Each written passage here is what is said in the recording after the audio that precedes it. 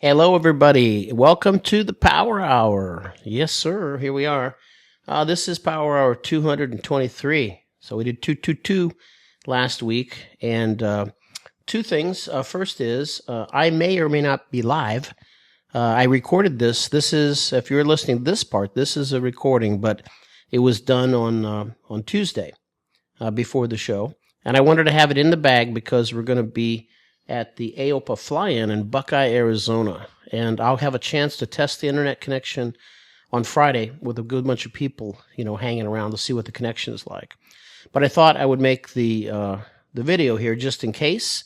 So I would like to still try to perform it live or to at least be available to comment, especially in the second hour.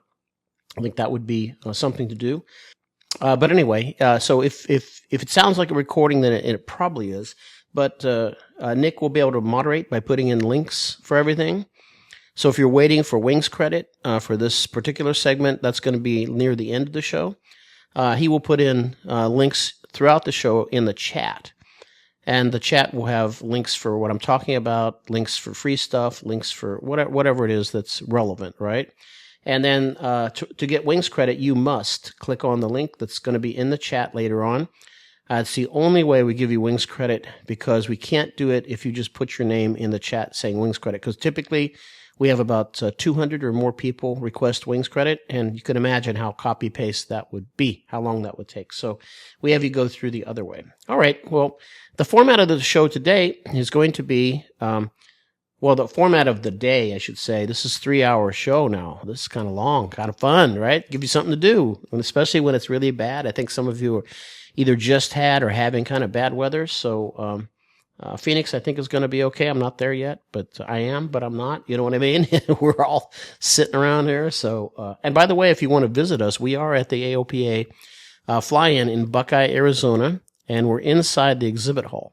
You'll find us. We're logoed out. I got a sign in there and a bunch of monitors and all that sort of thing going on, so you'll find us in there.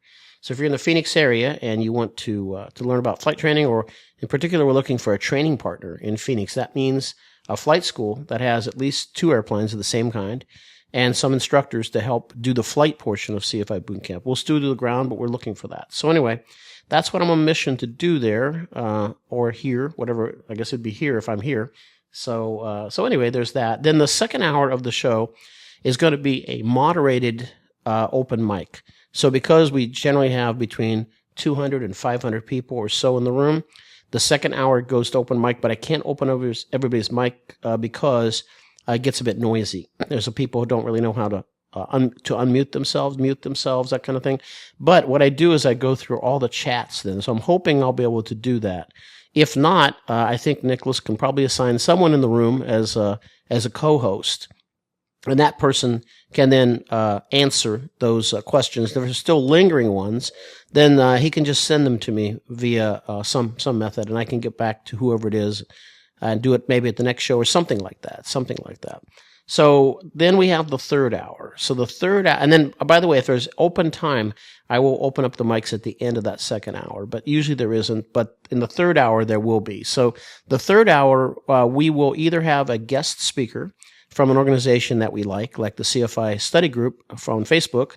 If you don't belong to that, join. There's a link at the end of this presentation for that. And anyway, that's a likely thing. If it's not, we're going to just open the thing up with open mic, or we could play the podcast from February. We could do that. So there's many things we can do. So this is the Boot Camp Plus Network, and you are listening to the first hour, which is the Power Hour, and we've done these for almost 5 years. In June of we started June 2000. We've done 223 of them now. This would be 223. And they're available in outline form. So you can get the outlines for them at cfibootcamp.com. If you go to the top left, there's a thing there that says Power Hours. And if you click that, you can download these outlines that I'm speaking from. And so actually in the chat, you can get today's outline. You also get a follow-up email in case you forgot or couldn't attend, but registered, that will also give you this outline, which they're usually good outlines with very good information in them. And if there are any resources, there'll be links in there as well. Okay. So there's that. Now, if you want to see all the 222 previous power hours, the only way you can do that is through our membership site. And our membership site is at cfibootcamp.com. And if you go to the top, you'll see resources, you'll see Bootcamp Plus, and you can opt in. There's a free version. It gives you about 10 of the power hours. Then there's some other tiers in there. But the second tier, the middle tier, will give you pretty much everything. And it's a monthly subscription. And you can quit anytime you want. So there's 5 weeks of 8 hours a day of content in there for you. 222 hours of content. So if you missed something, and we've done so many of these, we had guest speakers from everywhere. We've had ForeFlight on. We've had Gary Reeves, guy in the pink shirt, who knows all about IFR and automation. We've had AOPA's legal services. We had SAFE on. We've had panels. And then we've had deep dives into things like 8-zone pylons, the mathematics behind it, why the point pivots, what happens when you're not on pivotal altitude, not just the fact the pylon goes somewhere, why it goes somewhere. It's a lot of the whys in there. Marketing videos, there's so many things. But anyway, have a look at that and see if that's something you like. Okay, so that's where that's at. And Nick, again, will put in the chat. There will be a link for that. Okay, so you can go and take a look at that. And there's also a free trial, just so you know. All right, well, that's enough of that. So let's move on with this. So this is what's on for today. We said the power hour, first hour is wings credit. You have to be in the chat to do it. The second hour is a moderated open mic. If I get through all the chats, or whoever's going to moderate gets to the chats, then we'll open up the mics. If not, then we'll push it into the third hour, where you always get a chance to talk. You always get a chance to ask questions. We'll leave the room open until almost there's no questions. Now, if there's conversations going on, we have to cut those off. But if there are specific questions that didn't get answered, we can address those in the third hour. And the third hour will be open mic or the CFI study group. Okay? I don't know because I don't have confirmation yet. But soon. Maybe by tomorrow or today. I don't know, something like that. So we're going to talk about in the regulations and endorsement section. So it's going to be how to legally and how to correctly and legally conduct an IPC, an Instrument Proficiency Check. And there's a lot of stuff I have to say about this, as you can imagine. And some things to me just aren't clear enough. And I'm going to bring those points out to you. So when you do one of these, you can take the safest route, so you can be sure that your IPC is counting for an IPC and there will be no question about it, okay? So there's more to this story than the regulation. Speaking of that, this is the regulation 61.57 Delta and Echo. So Delta describes how to stay instrument current. Within the previous 6 months, you have to conduct 6 instrument approaches, track navigation facilities, courses, and then did holding procedures. And if you go past 6 months, then you have another 6 months to get current. That's where the IPC comes in at Echo. It says, hey, if you go past another 6 months, past your 6 months of not hitting the mark of 6 approaches, you'll have another 6 months to do it with a safety pilot or a CFII or whatever. But after that, you have to pass an Instrument Proficiency Check, an IPC. And that clearly defined in the regulations, if we're looking for it, 61.57 Delta and Echo. Now, if you're a CFI, the endorsement you'll give when it's completed will be an AC 61-65 Hotel. That is not Hotel Juliet, 6165 Juliet. You can see that thing. The hotel model been around for a long time, and they just updated the other one because they changed some of the CFI regulations. So get a chance to do that. You can go to FAA.gov, or it's actually easier to just go to Google and put in AC space 61-65 Juliet, and it'll take you right there. And you'll have your own copy. And you'll be looking for CFIs, you'll be looking for additional endorsements, somewhere around the A65, A.65 and higher numbers. I think it's around A67, A68 in this region, okay? So when you're looking for it, it's not in the beginning sections, not near the instrument rating stuff, okay? All right, we're going to go through the whole schmear here today, okay? So let's move on with it. So again, after a year, we've got to have an IPC, and that before you can be PIC of an airplane or act as PSC under IFR. So 6157 Delta sets the stage for the recency of experience requirements. Echo sets the stage for the IPC. Okay. So now, if you're within the year, you can get your currency back or your recency, I should say back, I keep saying currency, by using a safety pilot, appropriately rated in the airplane. And there's some discussion on this, by the way. If you go to CFI Study Group, on Facebook, you'll find questions that were posed, and you'll see legal interpretations about the qualifications of the safety pilot. So in general, they don't need a medical, but they have to be rated to be PIC in the airplane, so with category and class. And then they could be second command. So, and because you're under the hood, if you were the one trying to get current or get recent, you have to have a safety pilot because you have to be able to see outside. Now their operation requires more than one crew member. If both pilots, say everybody's current and able to act as PIC of that airplane, whatever that airplane is, then you both can log simultaneous PIC.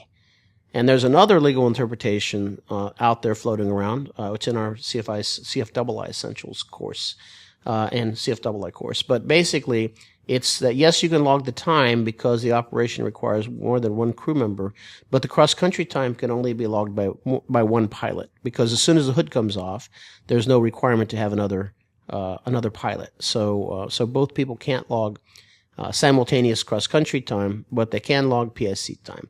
And we can talk about some other ways to work around, not around that, but to work with that as we go through. Maybe in a separate segment, we're going to have a segment on regulations, the most commonly misunderstood regulations, and we'll clear all that kind of stuff up in one of the power hours coming up pretty soon. Okay, let's move on here. The IPC is the mandated tasks are in the instrument rating airplane ACS, which I'm going to show you. So the instrument rating has for airplane has an ACS now, and the requirements for the IPC are located in the appendix, right? And it's a table back there, and I want to show it to you here in a second. By the way, this regulation, which is referred to in the Instrument Proficiency Check 61.57 Echo, that regulation refers you to 61.14, which is new. That came out last year in December, and it makes all the ACSs and PTSs incorporated by reference into the Federal Aviation Regulations, which means that all those documents were incorporated by their number into the regulations. So they're part of the FAR. That's why we can use them. Okay, so anyway, that's what that says. But here's a look at the ACS. This is the title of it. This is the front cover of it. This is the recent one. It was November of 2024 is when all these were released, right? This is the current AC is list of this printing. Now, you can go to FAA.gov anytime and check and see which ACS is current, right? So there may be a Delta version by the time you hear this or Echo or whatever it be in the future. Long, if this was long ago, okay? So let's move on. Here's what the table looks like in Appendix 1. And so this is what it says. And it goes to the required areas of operation here, and then the number of tasks that are required here. And don't worry, I've summarized this for you in this presentation. You get a copy of this. It's in PDF form. So you don't need to worry about taking screenshots on it, or you don't need to worry about recording it or doing anything like that. So you have a full-on copy of this thing. And I noted some places where I thought it was important for us to know something. Okay, so this is that, and it says that you have to do these as a minimum, and that whoever is giving this, and notice it used the word evaluators. So we're going to get to that. That's a very important word, because before, a flight instructor was a flight instructor, and evaluators were either ASIs or DPEs, and so, to some extent some other people, but in general, that was how it was. Now, evaluators include flight instructors that are giving IPCs. How you like that? You're called an evaluator. To me, that changes things significantly in the way that we read the ACS. If it just says your flight instructor responsibility is what you have to do, I think you look through that, that's fine. But when it says evaluator, unless it specifically says the evaluator shall do this for a practical test, which you're not administering a practical test, you're administering an IPC. But where it doesn't say those words, where it just says evaluator, I think you have to do all those things. So we're going to get to that. All right, I'm going to go through each of these line items with you. At the very end of this lesson, I've got a full worked up IPC that I can give in the Bay Area, San Francisco. I'm sure you're going to like that. You go, oh, fine, I got a lot of people want that. Can I get a copy of that? It's at the end. Don't worry, you have it. It will ring the bell for it all of it. So that's fine. So, but for the rest of you, not in the Bay Area, you're going to have to do it yourself. And there's a few things that will rub you the wrong way so to speak, right? Or if you won't say that, it catch you out. There's a really good English phrase. It'll catch you out, meaning if you didn't know what I'm about to tell you over this next 20 minutes or 30 minutes or so, you will definitely have probably not given a IPC that meets the requirements. Ooh, that's bad, right?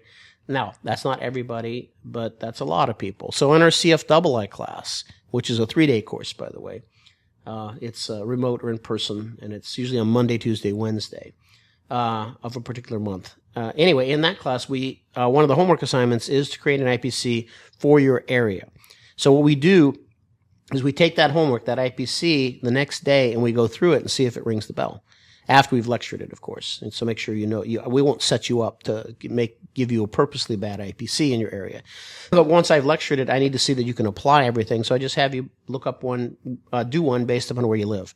And then it's good for you when you go back there, right? So you've got something to take home with you. Okay. Let's move on here. So you can see these, and so area of operations appear in the ACS. And they look like this: area of operation 1. And this is pre-flight operation.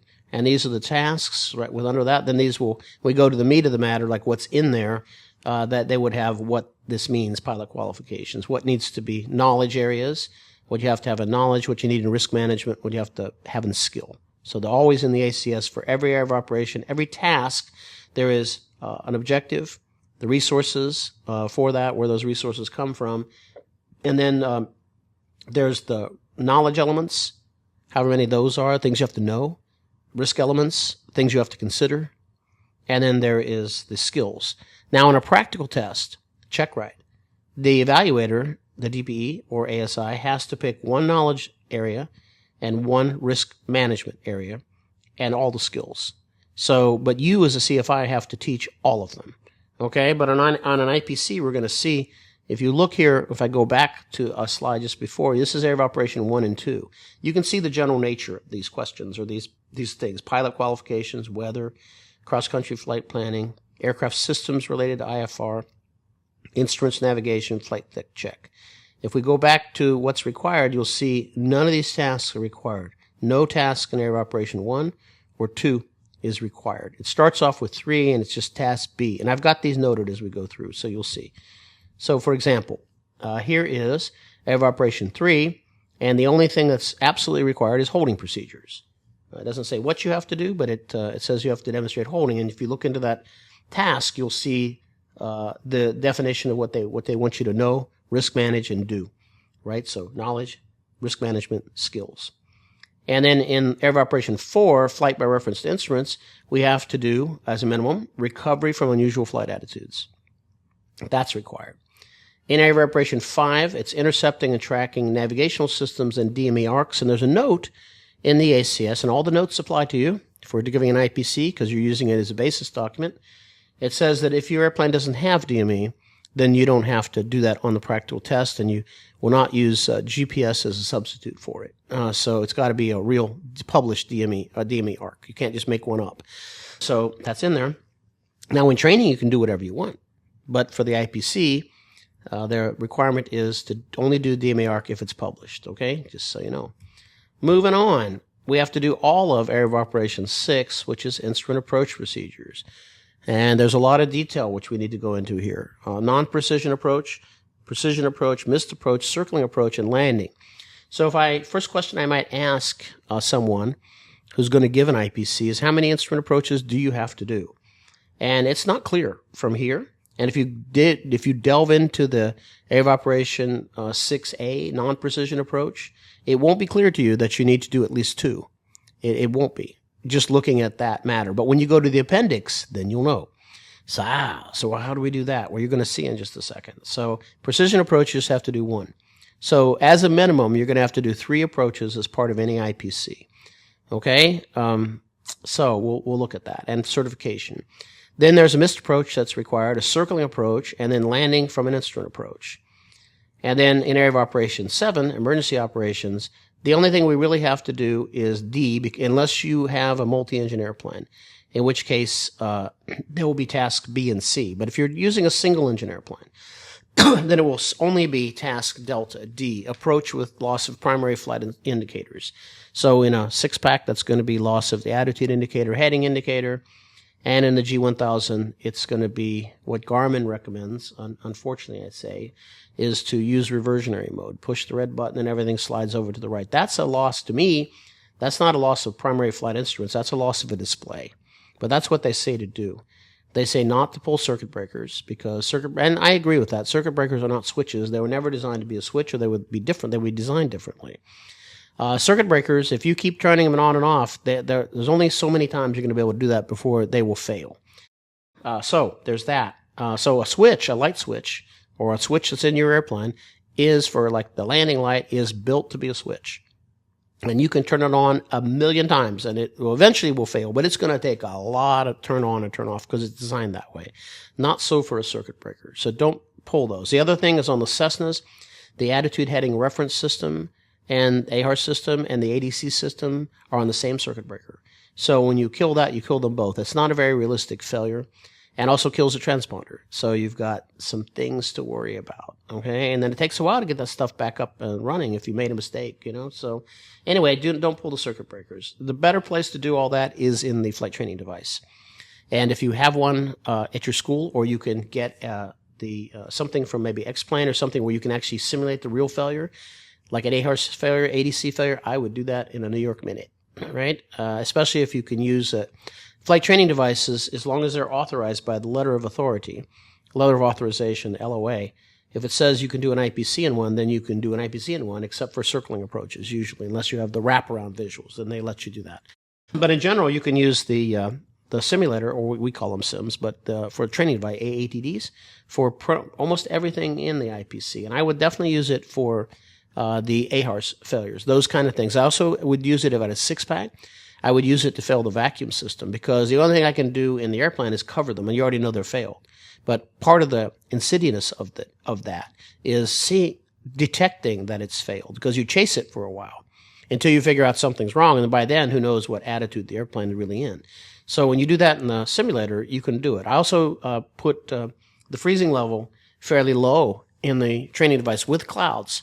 That's something I can't do in the airplane. And then I see, and what will happen is the applicant learner, whatever we want to call the pilot, will fly into freezing conditions because they're not being trained to check the outside air temperature before they enter any cloud, no matter what temperatures you check the OAT.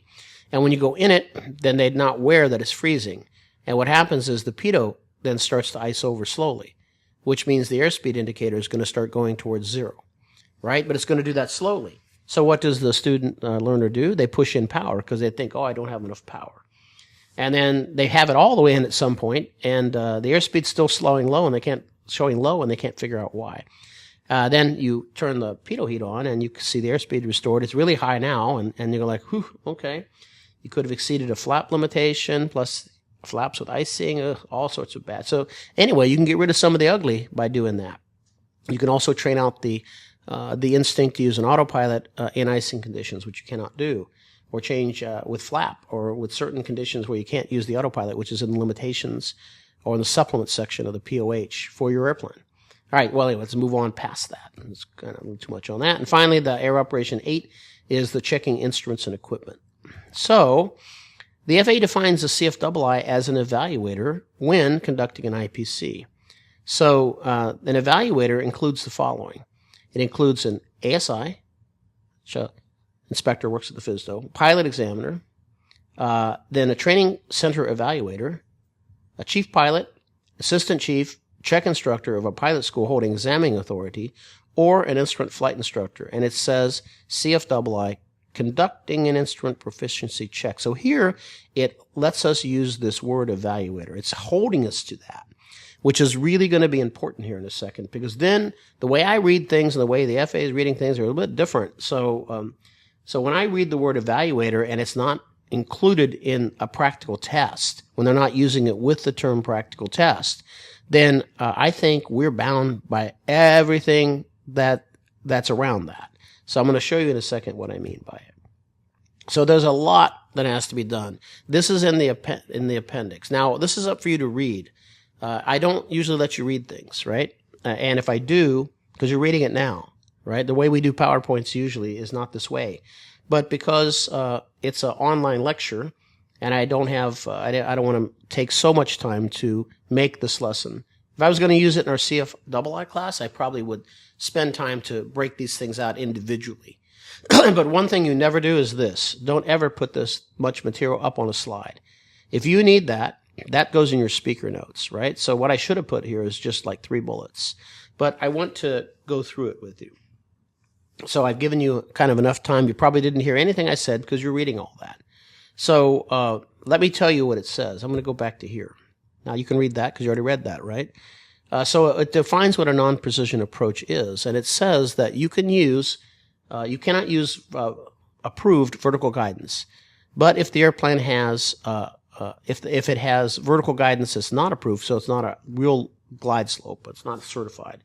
If it's just an advisory one, like LNAV plus V, that one, if you remember that one, the plus V, that's not an FAA instrument approach. That's a Garmin thing telling you that this is a plain vanilla GPS approach and it just happens to have an advisory glide slope on it. You can use that. But it goes on to say, one approach has to be done without the use of radar vectors. Without the use of radar vectors. So if you're doing all vectored approaches, you're not doing an IPC. You still have things to do, right? The next thing is it has to involve a procedure turn, right? So, or a TAA, which is a GPS thing. I can explain to you what that is later. And then the other thing one has to be done without the use of an autopilot. And the last thing is one has to be conducted using the backup instruments, we'll call them. Okay, and now we look and see what it really says so we can delve in there. So I'm going to go through it with you. Again, please try not to read it. It says a non-precision approach is a standard instrument approach procedure to a published minimum descent altitudes. It's got to have an MDA without approved vertical guidance. The applicant may use navigation systems that display advisory vertical guidance during non-precision operations if available. That tells you can do it. The evaluator, that's you, evaluator, can then say for a practical test, must select, and the applicant must accomplish at least 2 different non-precision approaches in simulated or actual IMC conditions. At least one procedure must include a course reversal. That's the procedure turn or holding in lieu of a procedure turn, or unless you're doing a TAA, this thing, which is GPS, a 90-degree arrival from various, well, not quite 90 degrees, but within 90 degrees. We'll talk about that later. The applicant must accomplish at least one procedure from initial approach fix without the use of an autopilot, without the use of radar vectors. During this task, you can use a yaw damper or flight director. That's okay. And the last thing is the applicant must fly one procedure with reference to backup or partial panel instrumentation. So that's that. And the evaluator has discretion to have the applicant perform a landing or a missed approach at the completion of each approach. And we're going to see how to string all that together in a second, see where the rough spots are on the road here, which we're going to get to. So now they've defined what a precision approach is, and this is a good thing.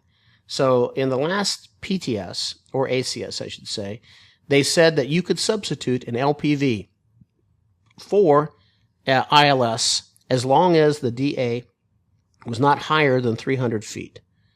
Now they've completely removed that statement, and it's a lot better. So let me explain. I'm going to read it to you. I'm sure you're reading it now, and I'm going to read it so you get there's no 300 feet in here anymore. And it defines in words what a precision approach is. It doesn't say it's a substitute. It says it is one. So let's look at it. The applicant must accomplish a precision approach to the decision altitude using aircraft navigation equipment for centerline and vertical guidance. That means it can't be a PAR approach. It's got ASR. It's got to be something with navigation. In simulated or actual meteorological conditions, and here, a precision approach is a standard instrument approach procedure to a published decision altitude using approved vertical guidance. So that's, now that 300 foot's gone. So it could be an ILS that has a DA of 800 feet above the ground. It doesn't specify here, right? The evaluator has discretion to have the applicant perform a landing or missed approach at the completion of each of these. So now we have these definitions. Again, these are in the appendix of the Instrument Rating Airplane ACS. Now let's look at the elephant in the room. We're going to take a break here in about 3 minutes, just so you know. So if I'm live, I'm going to go through the room a little bit and see what kind of questions we got going on. I'll give you an update on what we're doing at CFI Bootcamp, that kind of thing. And maybe I can have a little view of the show and see what's going on in there. We'll see. I'm going to have to play that as it comes. So anyway, look at this. Circling approach. This is the gotcha, the biggest gotcha in administering an IPC because it's a required task. You got to do it. Can't do it in the sim, right? So let's take a look. Here's the section, in the skills section. Visually maneuver to a base or downwind leg appropriate for the landing runway and environmental conditions. So that is the big gotcha. So we need to talk about that because it seems to me, these words, you have to visually maneuver the airplane to either the base or the downwind leg. Now, that may be tricky. So you can't call a circling approach done just because it looks like you could circle. You actually have to take it to the base or downwind leg. What about this case? And then we're going to take a break right after this. What about the case where we have an instrument approach that comes into a runway on the wrong side of the traffic pattern? So, like example, there's an approach at Tracy Airport in California, TCY, KTCY. And you'll notice that it says circling is not authorized to the south of a particular runway. It's not south of the runway, right? Yet the traffic pattern's over there. So that's where it's left-hand traffic for runway 31. I believe it's 31 there. So when you come the other way and you have to circle using right traffic because you would be circling to avoid that side, you can't do that because you are now flying contrary to the direction of turns in the traffic pattern in VFR conditions. And just because you want to do instrument approaches doesn't give you the grace to do it. And there is a legal interpretation on that, which I'm going to show you. And the legal interpretation, we'll break it down here in just a second. So you've got a quagmire here of something because you've got to be able to circle. Now, I've got a solution for a single runway airport where the conditions are favoring the same runway that you're approaching, so you can't really circle to the other runway because the wind's not favoring. I do have a solution to that. I'll show you in a second. This is the legal interpretation. It's the Daniel Murray one for this 2009. And again, a lot of reading, but basically it's asking this question. It's asking the question of if the traffic pattern is VFR and there are people making left turns, can I go ahead and make right turns because I need to conduct a circling approach? And the answer is no, you cannot. You can if it's IFR, and you can if ATC authorizes it. But it says ATC has no requirement to do so. So I've never tested this. I've never asked ATC at a non-towered airport. I mean, you could do it at a towered airport, I suppose, right? But a non-towered airport, if you got authorization to make right traffic, to circle runway 26, if they authorize it, you could do it. But that's what this letter says. You can take a look at it. You can see, you can go Google it. You'll find it. And this is basically it.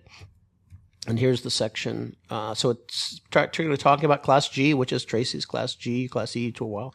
And it goes on, it says that all turns have to be made to the other way.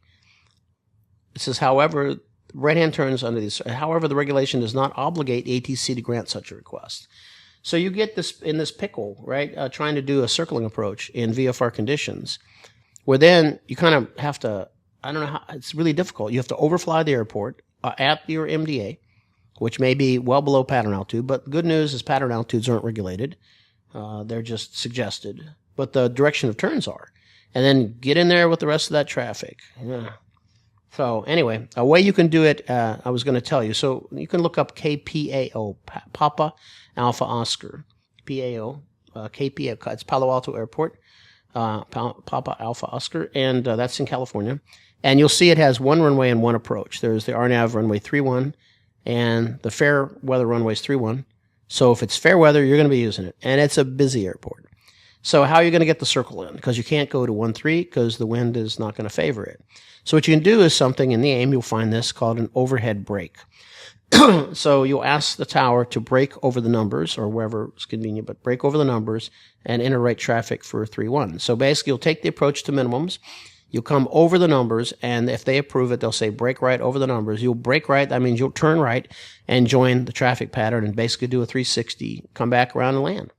So that's how you can get it in. You could also do that at a non-towered airport, right? You could do that. Okay, so that's the idea. Okay, there you go. If you've been waiting for my latest product, CFI Bootcamp, it's the ACS audio guide, study guide. And basically I took the ACS for a flight instructor. I took every single area of operation and task that's in the ground portion. And I went through all the knowledge nuggets there, the knowledge elements, and all the risk management. And I talked about in audio what you should know about those things. And then I produced a PDF that's companion to that. And this is both audio and video. So if you can watch it video-wise, you'll be able to see everything I'm talking about. If not, you can still listen to it in your car. You can take it with you somewhere. And then when you get a chance, you can scroll through the PDF later in case you couldn't visualize what I was saying. But I went through everything there. So I've narrated all of that. So that's finished. That task is finished, the narration, which is 24 different tasks I had to narrate. And that took a long time. Anyway, now they have to be edited. So I'm anticipating this will take a month to a month and a half to wrap up. So if you go to our the link now in the chat that Nick is going to put in there for you, there's going to be a link to the PTS version of this. Remember, there was a PTS for flight instructor, and then I did all this work, and then not a month later, the ACS was dropped, and so I couldn't really use that So what I did was, we're going to give that to you for free. That whole thing. I think there's 8 or 9 hours of audio in there, and it covers a lot of the same material. Believe me, a lot of the same material. And then it'll also let me know that you might, if you're interested in the other course that's aligned exactly to the ACS when that comes out. So we're going to make a special offer to those people, okay, and probably the Power Hour people, because we always give them our best deal. So that's what I'm working on. That's been a grind to get done. Let's just say that, but it's finished now. Okay, and then the online course has been updated, as I think most of you know now. So it's aligned to the ACS as well. So if you're thinking about becoming a flight instructor, that's something you want to do at cfibootcamp.com. There'll be a link to that, the online course, in the chat. He doesn't know that, but so he'll get it there, I'm sure. And that will be a way to get our online course, which is prerequisite. You could use that and go to a flight instructor and say, let's just fill in the blanks of, all right, this is what I know, this is what I went through, here's what I didn't do well at, here's what I did do well at. And then go to your CFI and complete the teaching part of it. Let's talk about how to... Teaching theory was there, but I couldn't... In an online course, I can't evaluate your teaching. Your instructor has to do that.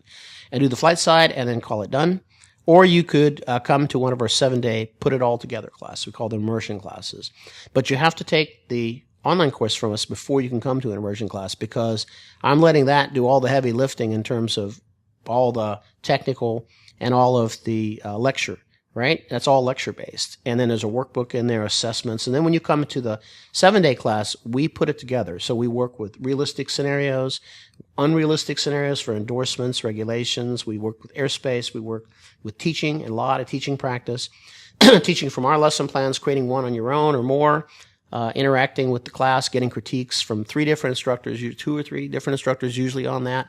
And then just the hard stuff, right? We go through the FOI in a different way, in a sort of a more practical way, so that we're using information on the online course. And that's why our program works so well, because you will have 42 hours. The online course is about 40 hours, something like that. Then you have 42 hours in-person immersion class. That's 80-some hours, right? Then you have about 10 hours one. You've almost got 100 hours of instruction before you go see the DPE. And so that's why. And then you only need to spend 2 weeks with us. You do your online work ahead of time, then you come to the class. So that's that. Okay, I'll go through some other stuff near the end, but I wanted to do that. I don't know how the show's going here at Buckeye. I'm not there, but I am, right? But right now I am. So we'll see. Alex Pena, who's in the house, is going to take over on Sunday, because I got to get back to do a CFI class on Monday in Miami. So he'll be manning the booth, so to speak.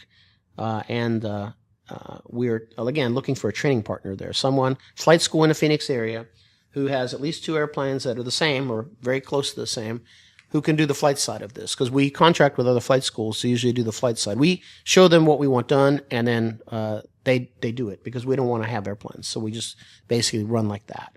So, but again, half of our class and we'll go back to the presentation, or half our class will fly somewhere else. They'll fly and the reason for it is typically they feel that they've got home field advantage where they're from. So maybe they did a check ride with this DPE, same DPE for 3 or 4 of them before. And so they know each other. They feel like, okay, I feel I can be successful. I know I can be successful. I'll just do it back home. Also cuts down on expense. You don't have to travel. So a lot of people will do that. Half the class will go home and finish it there, and the other half of the class will do it with us. So it just depends. So that's kind of how it looks. Let's get back into this, okay? Let's talk about FAA guidance. They do have an AC. It's 61.98 echo, and I've asked for clarification on using it. I asked the division who wrote that, because I just don't, well, it's not ringing the bell for me, okay? I'm going to show you where I think it falls flat. Now, if you use it, and again, if you use it, I don't think it's going to tell you to do all those things we talked about in the one has to be a non-vectored approach, one has to be this, one has to be that. I don't think that's in there, right? And so I just wonder, but it is guidance from them, and it's current guidance. So I've asked for clarification on that. So hopefully I'll get that. Here's the AC. It's 61.98 echo. And this is the knowledge portion. There's a knowledge portion. Was there any knowledge that was required on the IPC? Area of Operation 1 and 2 are not required. So I don't know why they're asking it unless it's just advisory in nature. Like, oh, it'd be a good thing to do. Why not just do it? That would be different. I think the FAA should be clear when something is required and something's just, we would like you to do it. I think that it shouldn't just be all lumped in there together, but that's that. This is a plan of action, and you'll see that there's area of operation right from here. This is what they want you to do. So there's going to be discussion about cross-country plan. There's going to be a discussion about all this on the ground. And that's not in the regulation. It's not in the ACS currently, but it is in this AC. So anyway, the back of this AC is where this appendix is. It's a sample flight instructor IPC checklist. And they put there's a lot in there. I didn't reproduce the whole thing, but just to let you know that it's there. So you can go grab that AC. Again, here's the AC, 61-98 echo, 61-98 echo. Okay, and go through that. Okay, so let's now work up an IPC that would work, because that's going to take us to the end of the show by the time we get that done. So hopefully, things that I sort of want to recap on just for a second. I think I want to talk about the IPC, the regulatory requirement, which is 6157 D and E. So D was how you stay current, and E is if you messed up or you were too late, then IPC is required, and the requirements for that. And that regulation points you to the ACS, and it points you to the regulation that says that the ACSs have the force of law. And then you go to the ACS, which is the Instrument Rating Airplane ACS. And you go to the appendix, and in the appendix you'll find the requirements for an IPC. Okay, moving forward. Now, by the way, we're getting close to this wings credit thing, okay? So if you want wings credit for this this show, this lecture, this teaching moment, then you need to go to the chat. And in a moment, there'll be a link in there for wings credit. It's the only way we're going to give you wings credit. We're not going to do it if you put something in the chat or if you send us an email. It's probably not going to happen. We don't get much of that really. We used to before, but because there's so many people that want wings credit, like usually over 200. Just imagine if someone has to go through the chat, copy paste, and then get it right. Then I didn't get my wings. If I just put a link in there that you go to and you put your own name in there and you put your own email in there, then that's on you, right? And you'll make sure it's done right. Especially if you've got one of those weird emails, right? Got some special character in or some weird thing, that's ampersand. What the hell is that? Asterisk. Right? So something, I don't know. But anyway, if you put it in there and you click onto the link, then it will collect your data, and it's 2 little boxes in there. You have to say we can collect it because we need to use it. So then that goes to the FAA's SPAN system, and that gets credited to your wings account. Okay, so that's the only way you can get it. All right, got that out of the way, didn't we? I think I said it enough times. Okay, make sure, right? We get that a lot. Like, I didn't get wings credit. All right, how do I get wings credit? I'm telling you right now how to do it. I'm going to tell you one more time, too, at the very end of the show. All right, so then moving on past the the regulatory requirements, and now we have the ACS. We talked about the idea that the ACS uses the word evaluator, and it extends that word usage to a instrument flight instructor, a CFII, when they're conducting an IPC. So you are then considered an evaluator. And if you look at what the evaluator has to do, you have to hold that person, that pilot, to the ACS standard. So in order for the IPC to be finished, every task that's required has to be completed within the ACS standards. Okay, so that's on you to do that. But then what's not clear is that when they use the word evaluator, the evaluator shall pick one knowledge area element and one risk management, all the skills area for a practical test. If they say that, then that's for a practical test. An IPC is not a practical test. It's not even a test. It's an evaluation, right? To the standard. So, but where the ACS does not use evaluator and practical test together, when an evaluator is performing a practical test or during a practical test, the evaluator will, those kind of things. When they're not saying that, they're just saying the evaluator does this. The evaluation shall include, then I think that includes you. So when you look at the non-precision approach in Air Operation 6 Task B, you look at that whole thing and it doesn't say how many of these approaches that you have to do. So you might think, oh, one will do. But it directs you in the notes, the very top of that task, Air Operation 6 Task B, it says click here. And you go there and it brings you to the appendix. And the first place it brings you to is the equipment and airplanes required for the approach. And some people would just say, I already know that. I know I have to bring an airplane. Okay, I can use flight training device. They don't keep scrolling. And if you keep scrolling down, you'll see they define what a precision approach is and what a non-precision approach is. And they say that you need to do two. They don't say on a practical test. They say you needed two of them. They didn't use the word practical test. And then they say you have to do one without the use of radar vectors. It's got to include a procedure turn. It's got to be from initial approach fix. You have to do one using backup instruments and one without the use of autopilot.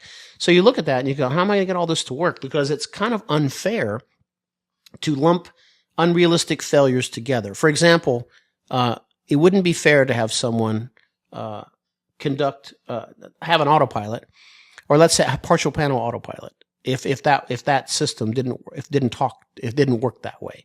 So basically, what I mean is, if you had backup instruments and your autopilot would have naturally failed, you shouldn't combine the task of using the autopilot on that test, because it's just not a fair thing to do, right? I don't know if I made that clear enough, but in general, what I'm getting at is it may take more than two approaches to give the applicant not all these heaped failures all at the same time, right? To sort of break these things out and say, okay, this one is going to be a non-radar vectored approach. You can use everything you want. It's going to have a procedure turn in it. You can use all of it. The next one is not going to have the autopilot, and it's going to be a partial panel approach, okay? That's fine, because your autopilot may or may not work, and you may, on the heading especially, so you don't know. So that would be a failure that you wouldn't want to combine, those two things. So you say, so we won't use the autopilot for that. That'll ring the bell for the other thing, right? So I think you're getting to what I'm talking about. So I'm going to work an example with you. And this is from the San Francisco Bay Area. And it would be departing any one of the Bay Area airports. Anyone will do. San Carlos, Palo Alto, even the East Bay, Hayward, although you may be quicker to do somewhere else. But Reed Hillview, San Jose, any of those airfields, South County, any of these would work, right? Salinas even would work. So and Watsonville. So let's talk about that. So this is going to be first, we're going to file an IFR flight plan, and we're going to follow the instructions from ATC for a while. Now, we can do this under IFR, but some of it gets trickier because we may not be able to get what we want. So, sometimes ATC is not interested in giving you something because it's IFR. There's we're going to do a whole thing. And if you had to do the ILS, for example, at Salinas, you'd be going 20-some miles south to be able to get on it. So it'd take a while to do that. And then that might be really just an inefficient way to test someone's ability to fly an ILS, right? The fact they can fly en route for another 20 miles, does that really mean anything when you've already tested that? No. So what I've done here in these next few slides is I've worked up this profile that will, and I've indicated on it the actual procedure. So I show you the approach chart, and I show you what areas of operation that we're covering.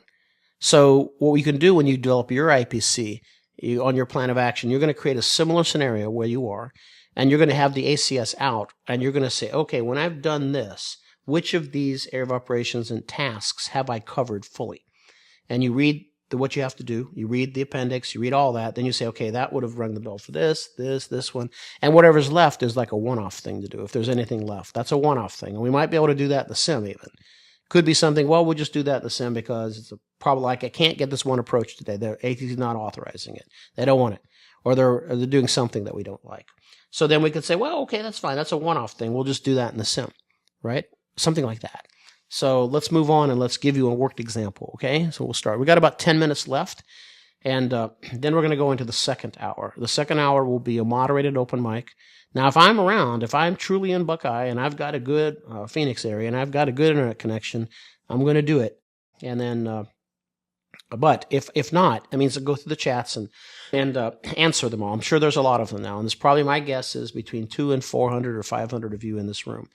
And then typically in the second hour, about 100 and 200 stay, because, you want to get the answers. And if you have a question, you kind of want to get it in there, right? And also don't forget to save the chat. So save the chat if there's three little dots on your chat window. If you're using a Mac, I don't know what it is with Windows, but it's three little dots, and you can click that and you can save the chat. So it's particularly near the end of the show because people comment, they say things, they have, oh, here's a link to this will clarify this, or here's this thing, or whatever it is. Here's my IPC. It could be someone puts in one they've done. Could be that rings the bell for it all. Okay, so save the chat if you can. Right now, let's move on past.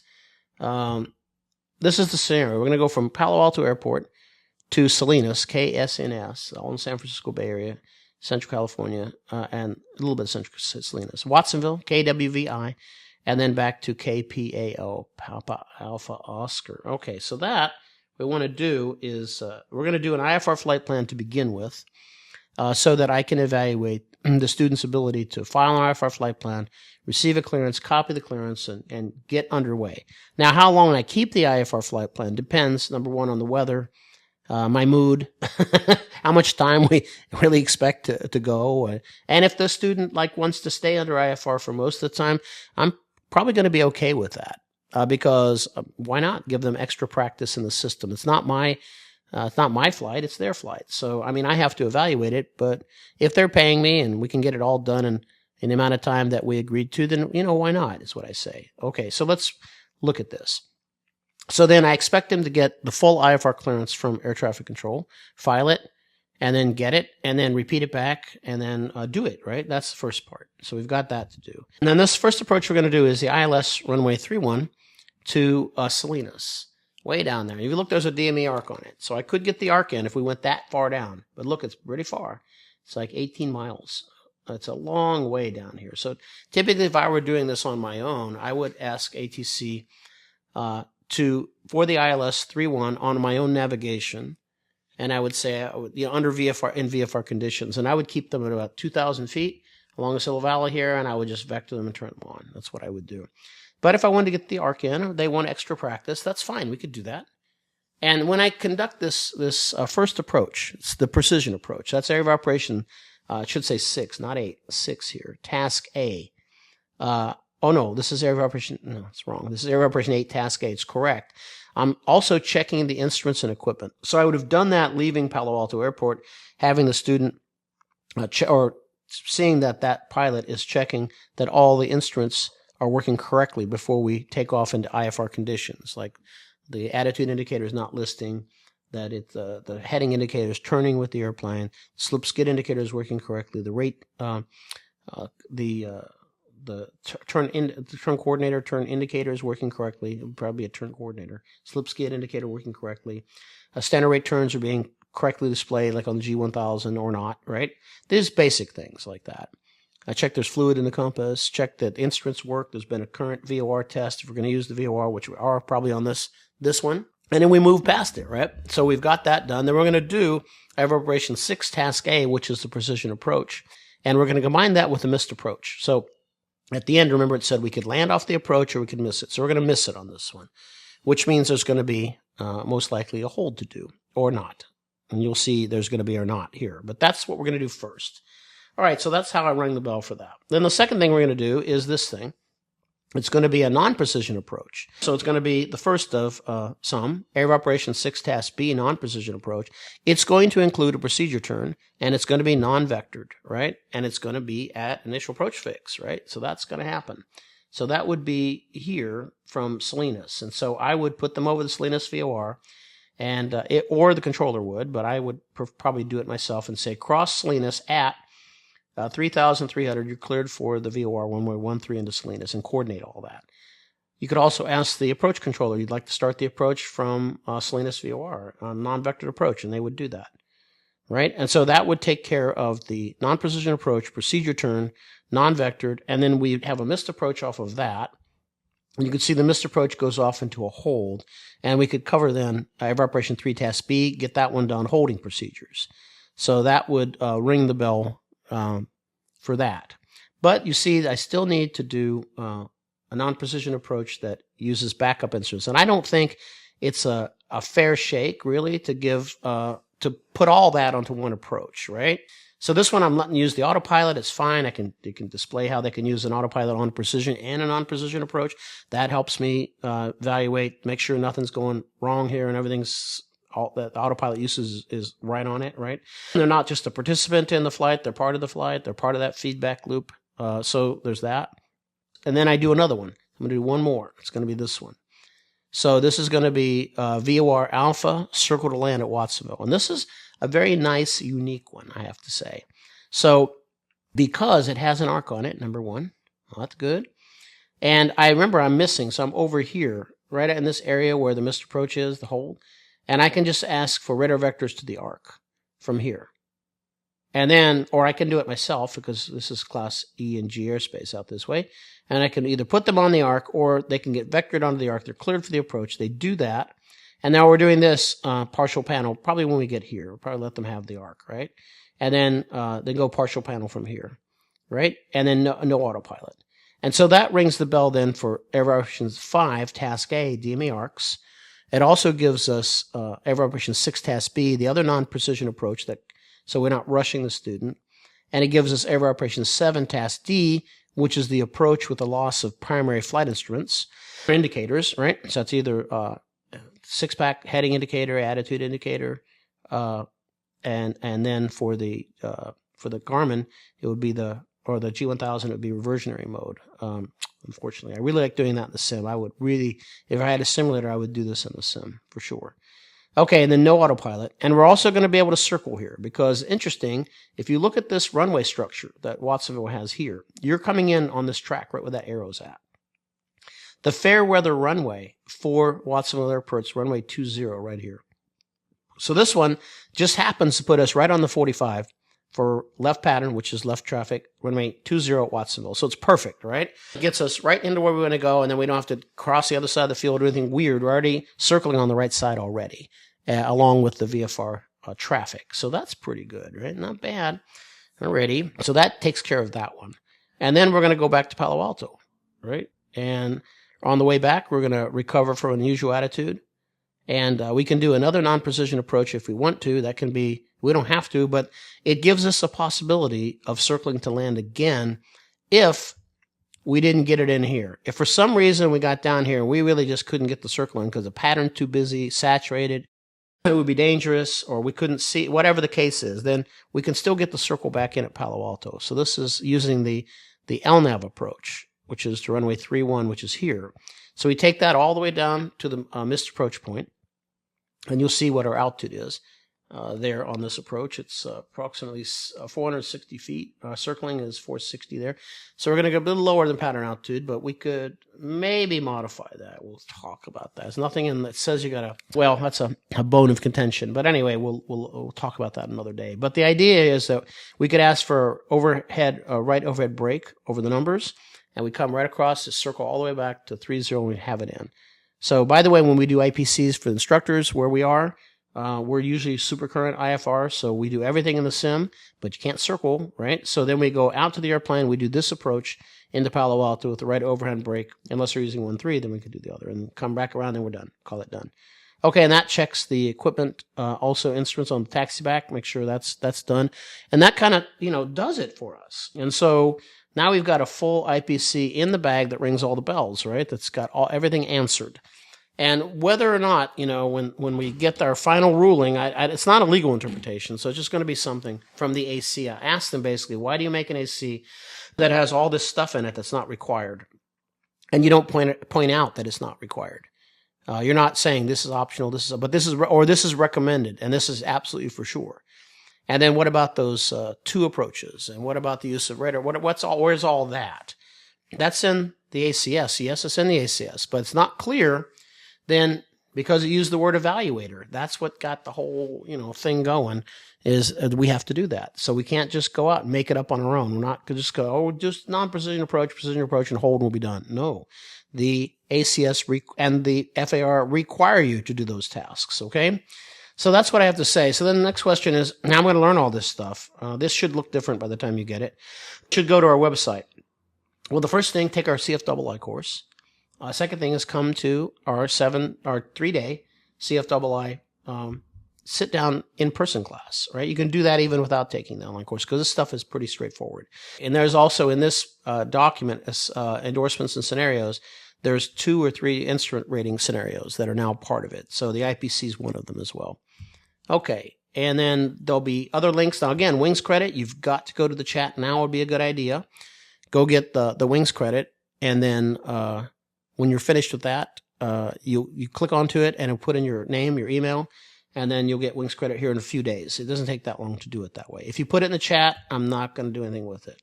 Now, Redbird did release their state of flight training survey, and this was the general idea how much things cost. So that's, again, it's part of this presentation. You'll have it. I won't take it out. So this is instrument rating is about $12,000 right now. They don't cover the CFII, but CFII should run you between between 3 and 5,000 in this region, right? Depending on, and the thing to do is come in instrument strong, not just current, not just meeting the minimums like you did. I got current by doing the ILS 6 times. That's not the kind of currency I'm talking about. Okay, that's it. I'm going to close out here and we'll start the second hour. So thanks for showing up, and we'll see you on the next Power Hour. And hopefully you click on the links in there and get all the free stuff, and all that stuff hopefully is useful to you. And that will do it. See you next time from Buckeye, Arizona. We'll be back in Miami next time.